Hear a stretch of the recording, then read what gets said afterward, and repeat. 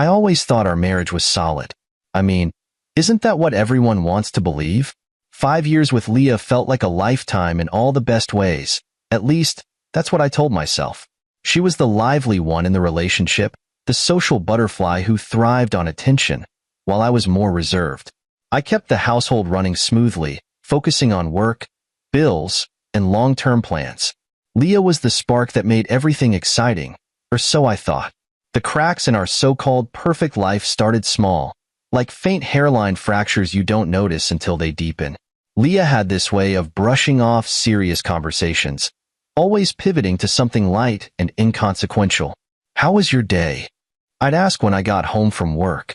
She'd smile, tell me about some new recipe she wanted to try or a funny story about a friend, but never anything deeper.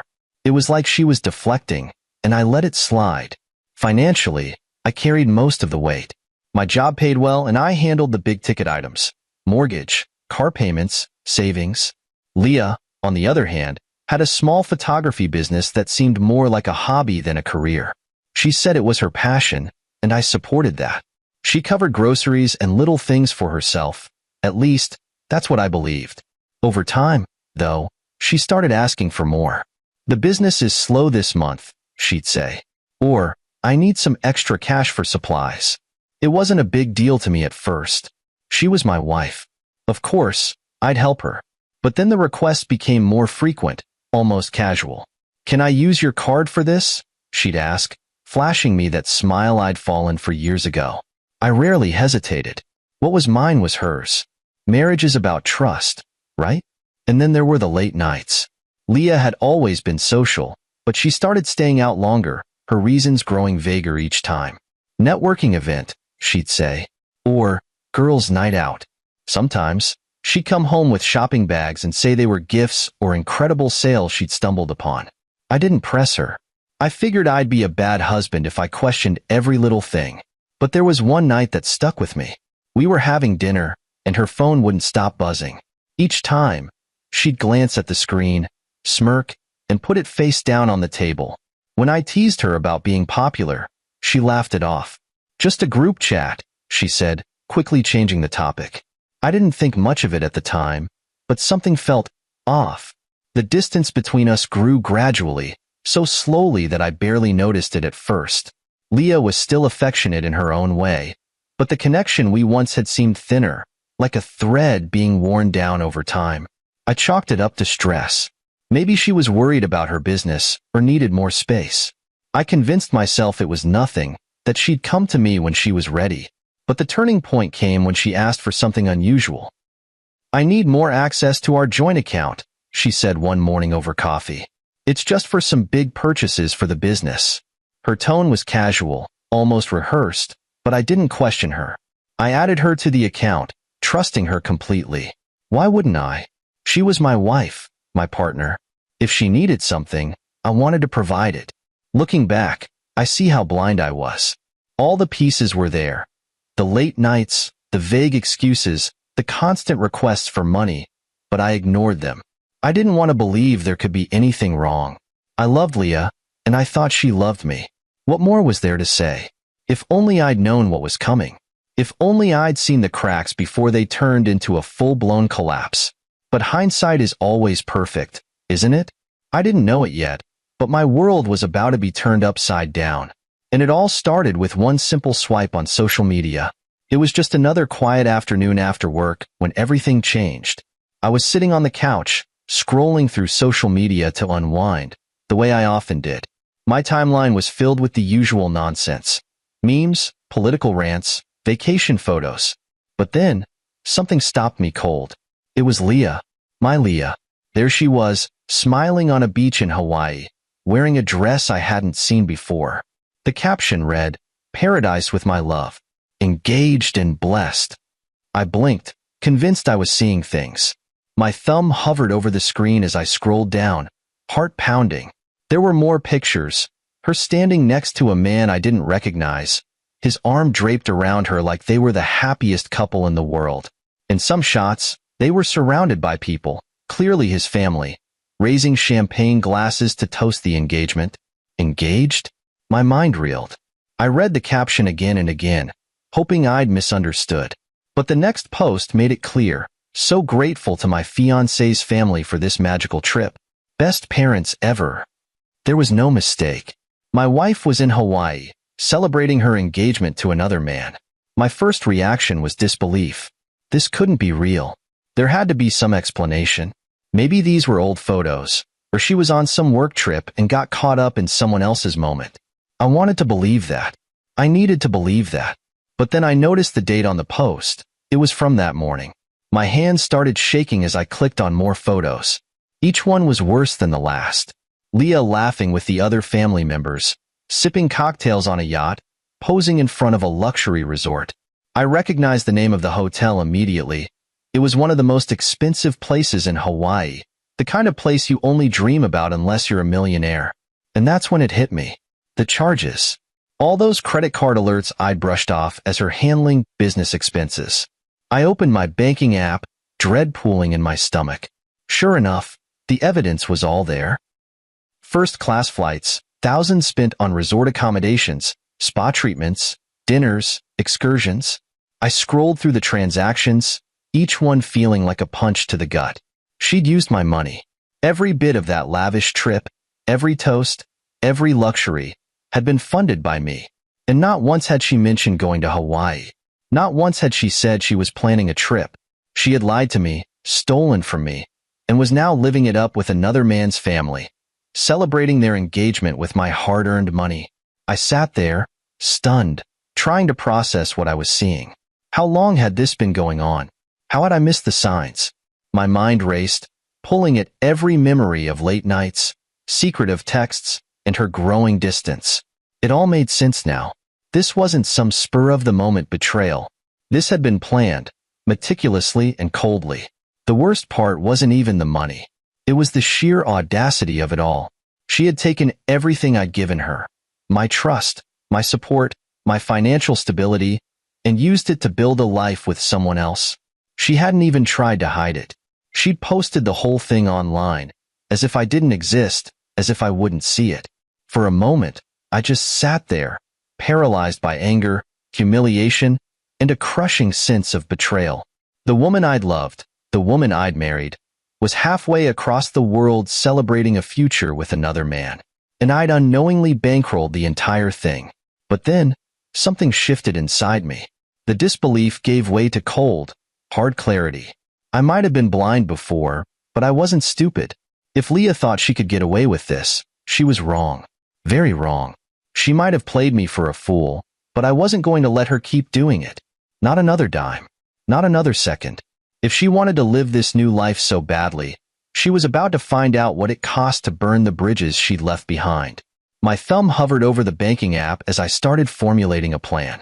Step 1. Cut her off. Step 2. Make sure her dream vacation turned into a nightmare she'd never forget. Leah wanted paradise?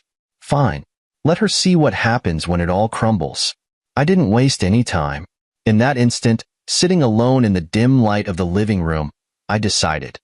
I wasn't going to sit back and be a passive participant in her deceit. No, I was going to take control. I grabbed my phone, opened the banking app, and there it was, every single transaction, each one another slap to my face. The flights to Hawaii, the luxurious resorts, spa packages, dinners, everything. I had been paying for her happiness, all while she was planning a future with someone else. The realization hit me like a freight train. All these months of pretending everything was fine, of believing we were working towards a future together, it had all been a lie. I didn't know what hurt more, the betrayal itself, or the fact that she'd felt so comfortable hiding it from me. All those late nights when she claimed to be working or meeting friends. Lies. Every time she'd asked for more money or told me about new business expenses. Lies. She'd been funneling my money into a lavish life with her boyfriend. She had it all planned, with no regard for me, for what we'd built together. But as that fire of betrayal roared inside me, something else snapped into place. Power. She thought she could get away with this. She thought she could have her cake and eat it too. She thought she could use me, financially and emotionally, and I would never know. Well, I was about to prove her wrong. I began with the simple act of blocking her bank card. Just a few taps, and it was done. The card that had paid for that entire trip was no longer in use. She would have no access to any more of my funds. Her carefully orchestrated vacation was about to come crashing down, and I wasn't going to be the one to catch her when she fell. Next, I logged into the credit card account and systematically began canceling all of the charges linked to the Hawaii trip. Flights? Gone. The 5-star resort? Canceled. The extravagant dinners, the excursions, the private yacht rental? All wiped out. If she wanted to play the role of the wealthy, happy fiancé, she'd have to do it without my money. I kept a cool head as I worked. This wasn't about losing control. It was about taking it back. I wasn't the fool anymore. She had used my trust, my love, and my finances as tools to build her fantasy life. But I wasn't going to let that stand. The phone rang. It was Julia. I stared at the screen, my finger hovering over the decline button. Part of me wanted to answer, to confront her, to hear her explain herself. But no, she had made her choice. There was no explanation that could undo the damage. I tapped decline. Let her sit in the chaos she'd created. She wasn't getting anything from me. Not my money, not my time, not my forgiveness. I waited. The next few minutes felt like an eternity. I imagined her checking her account, her disbelief turning to anger as she realized what had happened. She'd try to call. She'd beg. She'd make excuses. But none of that mattered. She was no longer in control. And just like that, the life I had given her, the life she had stolen from me, began to unravel. She had planned a future with someone else using my resources, my trust. Now, the rug was pulled out from under her. I let the silence hang in the air, stewing in the satisfaction of knowing that, for once, I had the upper hand. But I wasn't done. I had no intention of just canceling the charges and walking away. No. I would make sure she felt every ounce of her mistake. I would let her experience the consequences of her betrayal, and I wasn't going to do it quietly. I wasn't going to be the one who was left with nothing. I was going to take everything she had taken from me. Her paradise vacation was over, and it was only a matter of time before I made sure she knew that. I couldn't stop picturing it. Leah lounging on a beach chair, sipping champagne, laughing with her fiancé's family, all on my dime. I imagined her flashing that fake smile she perfected, the one I used to find charming, as she played the role of the perfect future daughter-in-law, and the thought of it fueled my resolve. Cutting her bank card was just the beginning. It was time to make sure she felt the full weight of what she'd done. If Leah thought she could waltz off into a new life with someone else while still draining my bank account, she had another thing coming. I logged into my banking app again, this time with the focus of a man on a mission. I pulled up every single reservation linked to my credit card. The hotel, Grand Wailea Resort, was the crown jewel of the charges. Ocean view suites, private balconies, top-tier amenities. They were living in luxury, while I was back here working late nights to keep everything running. Not anymore. With a few clicks, I canceled the reservation. The suites were gone. They'd have to pack their bags and find somewhere else to stay, or, better yet, sleep on the beach. Next up, the spa treatments. There was a charge for a couple's massage, and another for some ridiculous treatment involving volcanic mud and gold flakes. Canceled. No more pampering. No more me time. If Leah wanted a relaxing getaway, she could buy a bottle of sunscreen from the gas station and hope for the best. Then came the private dinners. One of them was set on the beach, complete with a personal chef and violinist. A violinist. I canceled it with the same ease I'd canceled the hotel. I hoped the chef had already started prepping the meal. It would make the cancellation sting even more. The flights were the last straw. First-class tickets for 6 people. 6. Leah hadn't just invited her new fiancé. She brought his entire family along for the ride, all courtesy of me. I canceled every return ticket without hesitation. If they wanted to get back home, they could pay for it themselves. Better yet, they could enjoy an extended stay in paradise, assuming they could afford it. As I worked through the transactions, a strange calm settled over me. Each cancellation felt like reclaiming a piece of myself, like breaking free from the chains she tied me down with. It wasn't about revenge, it was about justice. She'd stolen from me, lied to me, and humiliated me. This was my way of making sure she couldn't keep taking advantage of me. When I was done, I sat back and let out a long breath. The app showed a list of canceled reservations, each one a reminder that I was finally in control. My money was safe, and her little fantasy was about to come crashing down. The notifications started coming in soon after. Missed calls from Leah's number, followed by frantic texts. Leah, hey, I think there's something wrong with the card. The hotel says it's declined? Can you check? Leah, did you block the card? Why? What's going on? I didn't respond. Instead, I watched as the texts kept coming, each one more desperate than the last. Leah, the hotel is saying we can't stay unless we pay up front. What is this about? Leah, you can't do this to me. To us. Call me back right now. To us. That was rich. There was no us anymore, and if Leah hadn't realized that yet, she was about to. After a while, the messages stopped.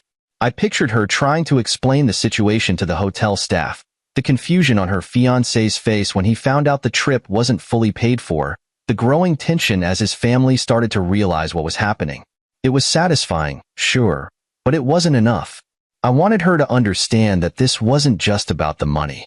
It was about respect, about loyalty, about all the things she'd thrown away. I sat back, phone in hand, waiting. I knew the storm was coming, and I was ready for it. This was just the beginning. The texts and calls had stopped for a few hours, which told me one thing. The fallout in Hawaii had begun. I sat there on the couch, imagining the scene. I wasn't there, but I didn't need to be. The mental picture was vivid enough to bring a small, satisfied smile to my face. It probably started with the hotel.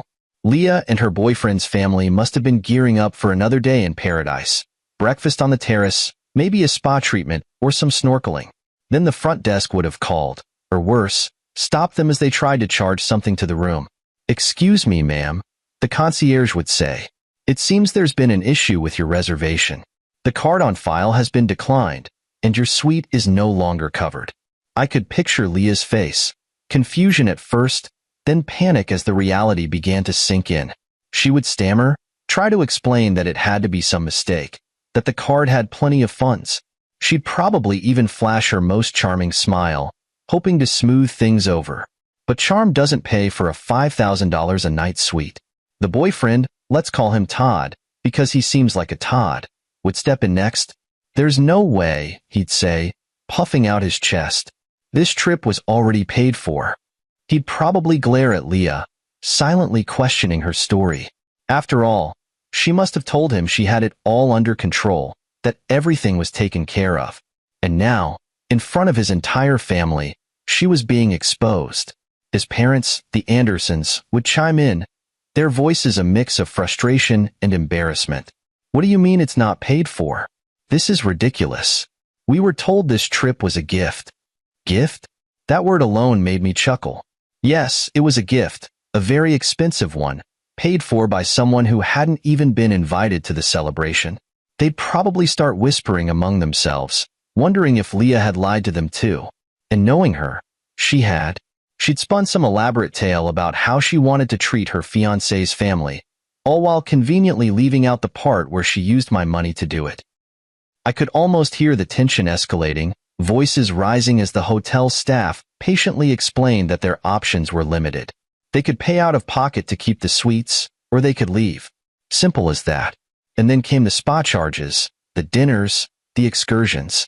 One by one, they'd try to book or enjoy the activities planned for the day, only to be told that none of it was covered anymore. I imagine Leah frantically texting me, then her tone shifting as her fiancé and his family demanded answers. She'd try to spin it, of course. Maybe she'd blame the hotel or claim it was all a misunderstanding. But deep down, she'd know the truth. By the time they realized the flights home had been canceled too, the chaos would be at its peak. The Andersons, who had come expecting a fully paid luxury vacation, would be livid. Todd's father, Mr. Anderson, would probably be shouting at Leah in the hotel lobby, his face red with anger.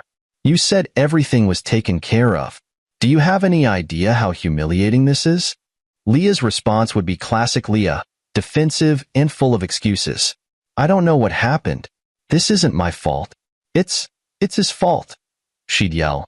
likely pointing fingers in all directions except at herself. But the real kicker? The Andersons wouldn't care whose fault it was. All they'd see was a mess, a ruined vacation, and the undeniable fact that their son was engaged to someone who couldn't be trusted. Todd, in particular, would start to put the pieces together. Who was this mysterious him Leah kept mentioning? Why was she so panicked about the money? And why hadn't they been honest about who paid for the trip? It wouldn't take long for him to figure it out. Todd seemed oblivious, but even he would eventually realize that Leah had been living a double life, and that her lies were now costing him and his family dearly. Back at home, I put my phone down and leaned back in my chair, letting out a slow breath. I could feel the tension leaving my body, replaced by something colder and sharper. Satisfaction? They had built this perfect little fantasy on the foundation of my hard work, my trust, and my money. Now, it was all crumbling. The ringing of my phone snapped me out of my thoughts. It was Leah again, her name flashing on the screen like a bad joke. I didn't answer. I didn't need to. Let her stew in her mess for a while. Let her see what it feels like to lose control. This wasn't revenge, it was justice. And for the first time in a long time, I felt like I was finally free. I knew it wouldn't take long for the fallout to reach a wider audience.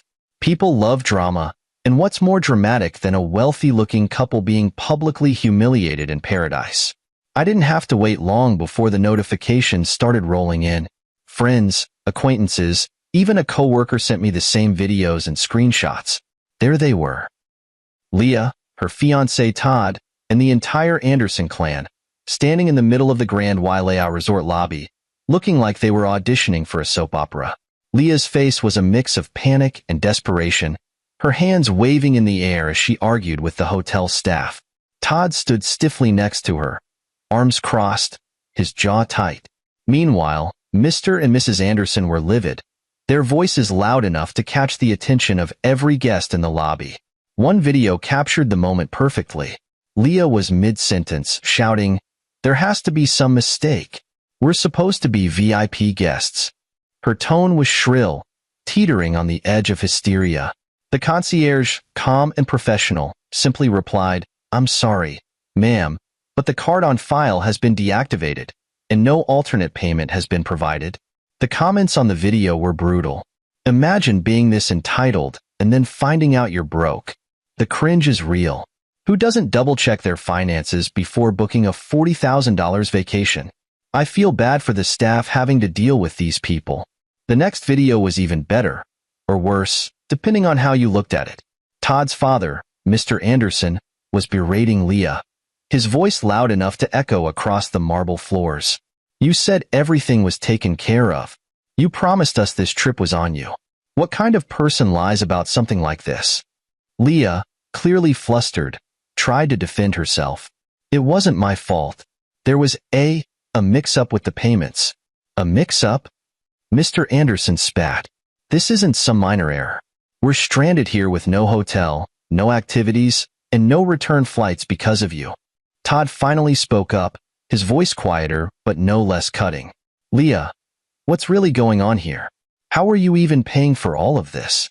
You could see the gears turning in his head, his trust unraveling by the second. Leah's face went pale, her usual confidence replaced by something closer to fear. She muttered something about handling it, but it was too late. The damage was done. And then came the cherry on top. Leah snapping at the Andersons. "Oh, stop acting like this is such a big deal. You're just being greedy. If you can't afford a few nights in Hawaii, maybe you shouldn't have come in the first place." The gasp from Mrs. Anderson was audible even through the poor quality phone recording. "Greedy," she repeated, her voice shaking with fury. "You invite us on this trip, promise us everything is covered, and now you're calling us greedy? Do you have any idea how humiliating this is?"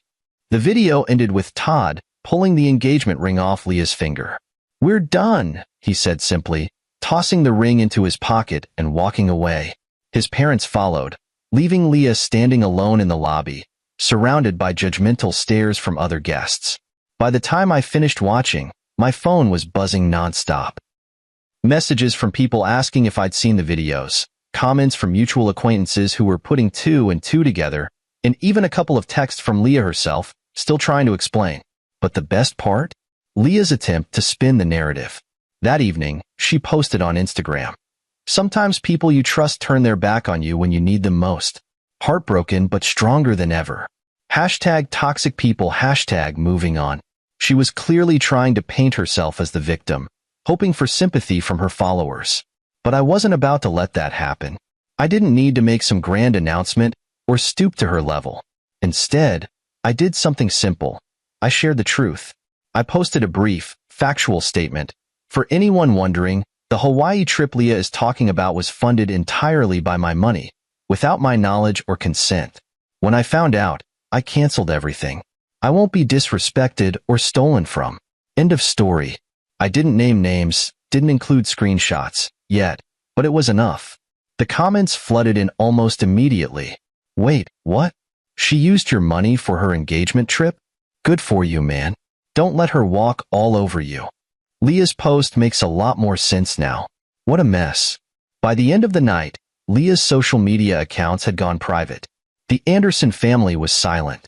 And I poured myself a drink, sat back, and let the chaos unfold. This wasn't revenge. Not really. It was justice. And justice felt damn good. I didn't hear from Leah for a full day after the videos and chaos went viral, but I didn't need to.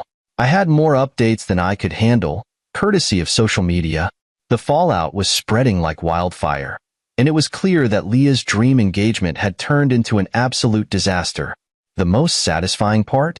Watching the Anderson family completely turn on her. A friend sent me yet another video. This one was shorter, but it was all I needed. Leah stood in the middle of the resort lobby, tears streaming down her face, while Mrs. Anderson berated her. "You humiliated us," she yelled, her voice loud enough to draw even more onlookers. "You lied about everything, Leah. Do you have any idea how embarrassing it is to be stranded here, relying on a woman who couldn't even afford the trip herself?" Leah tried to defend herself, of course. "It wasn't my fault. He canceled everything." She practically spat the word, he, refusing to even say my name. "I didn't know he'd cut me off. This isn't fair." "Not fair." Mrs. Anderson's voice dripped with disdain. "What's unfair is that you dragged us into this mess. You used us, Leah, and you lied to Todd." The camera panned to Todd, who stood a few feet away, his arms crossed, looking like he wanted to sink into the floor. He wasn't yelling like his parents, but his disappointment was obvious. He finally spoke, his voice quieter than theirs, but no less devastating. "Why didn't you tell me?" he asked, shaking his head. "All this time, you made it seem like you were doing this for us. For me. You let me think you were the one paying for everything." Leah stepped toward him, her voice breaking. "I did it for us, Todd. I was trying to make it special. I didn't think it mattered where the money came from." Todd flinched like she'd slapped him. "Didn't matter?" His voice was sharper now, filled with disbelief. "It mattered, Leah. It mattered because you lied. You didn't trust me enough to tell me the truth. And now look at what you've done. My family's humiliated. You've turned this whole trip into a joke. It's not my fault."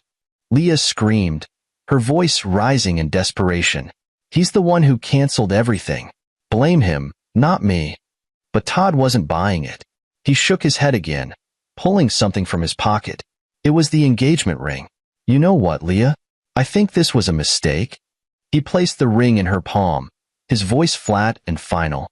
"I can't marry someone I can't trust."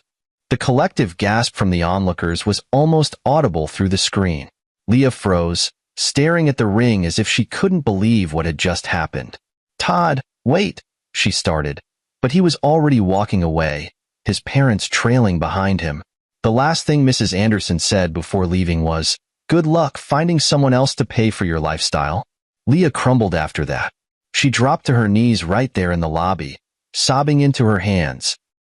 People were still filming, of course, and the comments on the video were brutal. "Karma's undefeated. She deserves every second of this. Imagine scamming your husband to impress your fiancé." I almost felt bad for her. Almost. But then I remembered how she looked so smug in those engagement photos, how she'd called me an ATM, how she'd used me without a second thought. Any pity I might have felt was gone in an instant. When Leah finally called me that evening, I let it ring for a few seconds before answering. "What do you want?" I asked, my tone cold. "You ruined everything," she screamed. Her voice was hoarse, like she'd been crying for hours. "Do you know what you've done? Todd broke up with me. His family hates me. Everyone's talking about this online." I stayed silent for a moment, letting her words hang in the air. Then I said, "Good." She sputtered. "Good? What do you mean, good? You've destroyed my life." "No," I said calmly. "You destroyed your life. You made your choices, Leah. You lied to me. You stole from me. And now you're facing the consequences. That's not on me. It's on you." She tried to argue, but I wasn't interested. "I don't have anything else to say to you," I cut in. "We're done, Leah. You made that clear when you decided to build a life with someone else. Enjoy the mess you've made." And with that, I hung up. I blocked her number right after. I didn't need to hear her excuses, her pleas, or her attempts to shift the blame. She'd made her bed, and now she could lie in it. The next day, I filed for divorce. It wasn't just about ending the marriage. It was about reclaiming my life, my dignity, and my future. Leah had taken enough from me. I wasn't going to let her take any more. As for Todd and his family, well, from what I heard through the grapevine, they went no contact with Leah after the trip. She'd burned every bridge she had, and there was no coming back from it. Justice had been served, and for the first time in years, I felt free. When the dust settled in Hawaii, the chaos followed Leah straight back home. I knew it was only a matter of time before she showed up at my door, and I was ready for her. I hadn't spoken to her since I'd hung up on her after her pathetic attempt to blame me for ruining her engagement. By then, I had already started the divorce process, but I knew she wouldn't go quietly. It was late afternoon when the knock came. I glanced through the peephole and, sure enough, there she was, disheveled, exhausted, and clearly desperate. For a moment, I considered leaving her out there, but curiosity got the better of me. I opened the door just enough to lean against the frame, keeping the chain locked. "Leah," I said flatly, "what do you want?" Her face was a mix of anger and desperation. "Can we talk? Please," she pleaded. "This is all just a big misunderstanding." I raised an eyebrow. "A misunderstanding? You mean the part where you took thousands of dollars of my money without asking? Or the part where you used it to fund an engagement celebration for another man?"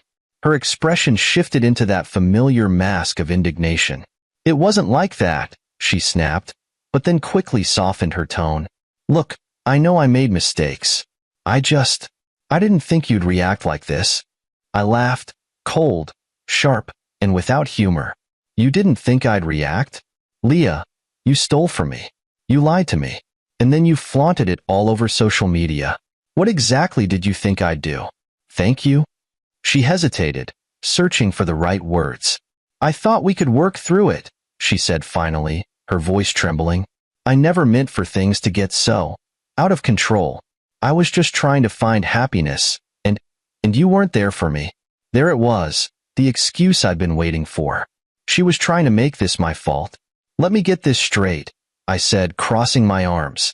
"You were unhappy, so your solution was to cheat on me, use my money to impress your new boyfriend and his family, and leave me out of it entirely? And now you want me to feel sorry for you?" She flinched but pressed on. "I wasn't thinking straight," she whispered. "Todd, he made me feel special. And I thought—" I cut her off. "You thought you could have your cake and eat it too. That you could use me as your safety net while building a life with someone else. Well, guess what, Leah? The safety net's gone. And so am I." Her desperation grew. "Please, don't do this," she begged. "We can fix this. I'll pay you back." You'll what?" I interrupted. "How exactly do you plan to pay me back, Leah? With what money? From what I've seen, you've burned every bridge you had. Todd dumped you. His family hates you. And I've already filed for divorce." Her eyes widened, and she stumbled back slightly. You filed?" "That's right," I said. "The papers are on their way. You're not welcome here anymore, Leah. You made your choice, and now you get to live with it." For a moment, I thought she might lash out, but instead, she crumbled. Tears streamed down her face as she muttered, "I don't have anywhere to go." I felt no sympathy. Not anymore. "That's not my problem," I said, my tone cold. "You wanted a fresh start, Leah. Well, here it is. You're free to go wherever you want. Just not here." I closed the door in her face and locked it, ignoring the muffled sound of her sobs on the other side. Eventually, she left, and I sat down on the couch, staring at the door. I should have felt triumphant, but all I felt was relief. Leah had taken so much from me. My trust, my love, my peace of mind. But now, I had taken it all back. She could no longer hurt me, no longer manipulate me. I was free. Over the next few days, I blocked her on every platform and made sure my accounts were airtight. She tried to contact me a few more times, leaving voicemails that ranged from apologetic to furious, but I never responded. I was done. My lawyer assured me that the divorce would be swift and clean, given the overwhelming evidence of her financial and emotional betrayal. Leah's life was unraveling, but I didn't care. For the first time in years, I was putting myself first. Let her figure out her next move. I had already made mine, and it felt damn good. The divorce proceedings were swift and decisive. Leah didn't even try to fight back after everything went public. I had the receipts, literally, screenshots of every transaction, her social media posts, and the chaos that unfolded in Hawaii made it clear who was at fault. Even her own lawyer seemed disinterested in defending her. She signed the papers without much protest, probably because she had no leg to stand on. Once the legal dust settled, I felt an immense weight lift off my shoulders. For years, I'd carried the burden of being the responsible one in our marriage, the provider, the rock. But now I was free. Free from Leah, free from her lies, and free to focus on my own life for the first time in what felt like forever. But Leah wasn't done causing drama. Not yet. She tried one last stunt, posting a long, tearful message on social media about how I had ruined her life and humiliated her publicly. She painted herself as the victim, claiming I'd overreacted and destroyed her happiness. Her followers ate it up at first. The comments were full of sympathy. "You deserve better, girl. He sounds like a monster. Stay strong, queen." But then, I made my move. I didn't want to engage, but I also wasn't going to let her rewrite history. I uploaded a simple post of my own, with screenshots of her texts, the canceled transactions, and the receipts that proved every word of her sob story was a lie. My caption was short and to the point. "Here's the truth. You decide." The response was immediate and brutal. The sympathy she'd garnered evaporated in an instant. Comments on her post shifted from supportive to scathing. "Wait, you were the one cheating? Using his money for your boyfriend's engagement party? Gross. This is next-level entitlement. No wonder he left you." Leah deleted her post within hours, but by then, the damage was done. Her reputation was in tatters, not just online but in real life too. Mutual friends stopped speaking to her, and from what I heard through the grapevine, even Todd's family refused to have anything to do with her. She'd burned every bridge she had, and now she was on her own. As for me, life moved on, and it was better than I ever could have imagined. Without Leah draining my energy and my bank account, I found myself thriving. I poured my focus into my career, landing a promotion I'd been eyeing for years. With my newfound financial freedom, I finally started traveling, something Leah had always claimed we couldn't afford, even though she was spending thousands behind my back. But the best part wasn't the money or the career success. It was the peace. For the first time in years, I could sit in my own home without feeling the weight of someone else's demands. I could make decisions without second-guessing myself or worrying about being manipulated. One night, as I sat on my balcony with a glass of whiskey, watching the city lights flicker in the distance, I realized something profound. I didn't care what Leah thought of me anymore. I didn't care if she was sorry or if she ever changed. She was no longer a part of my life, and I was finally free to write my own story. Sometimes, the hardest part of walking away isn't the act itself. It's letting go of the guilt, the anger, the need for closure. But once you do, the freedom is worth every ounce of pain. I don't know what Leah is doing now, and honestly, I don't care. All I know is that I'm finally living the life I deserve. A life free from lies, betrayal, and the weight of someone else's selfishness. And as I raised my glass to the stars that night, I made a quiet promise to myself. Never again would I let someone dim my light. I had spent enough time in someone else's shadow. Now, it was my time to shine.